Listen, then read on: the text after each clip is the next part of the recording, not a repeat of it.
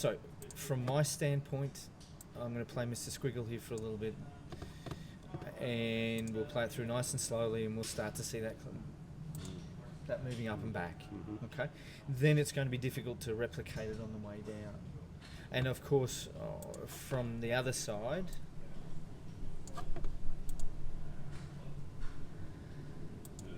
Up and back that way, and what we also start to see then, if I add one more element, so if we've got a spine that looks like that, we want to try and get the shoulders working perpendicular to that spine.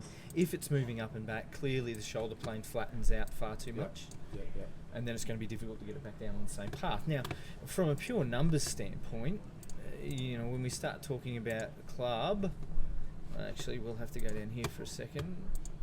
So you've got an inside path. We just can't match up the club face at the moment and where it's coming off the club face. So what do you mean? Okay, so the path is still working very much from the inside, so 5.6 degrees. So see that blue line there? Yeah. That's working from the inside. So that's good. That's good.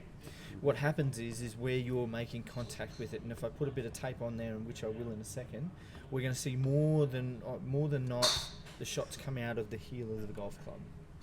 Okay, and when they come out of the heel of the golf club, the easiest way to explain that is that they work towards the center of gravity. So if it comes out of the heel, it's going to work towards the center of gravity. In other words, go left to right in the air. If it comes out of the toe, it's going to work towards the center of gravity, which is right to left in the air. So we've got to get it there, off the toe of the golf club rather than out of the heel. So from my aspect, then we start to see, because it's gone up, then it's obviously got to come back down again, and sometimes it doesn't, sometimes it doesn't. Yeah.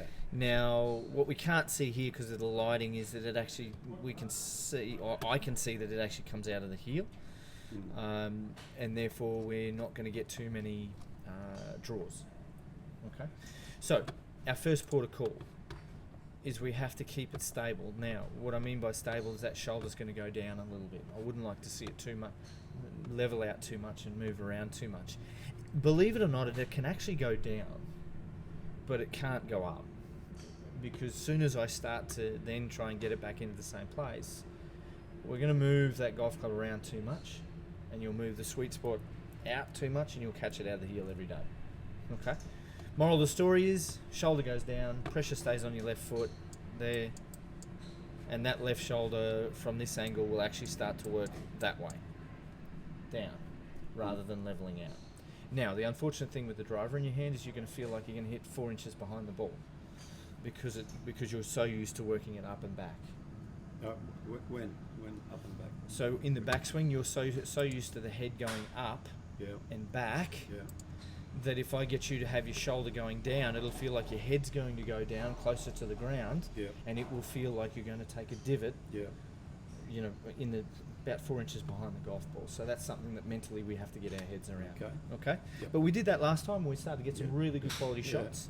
So let's do that again. Okay.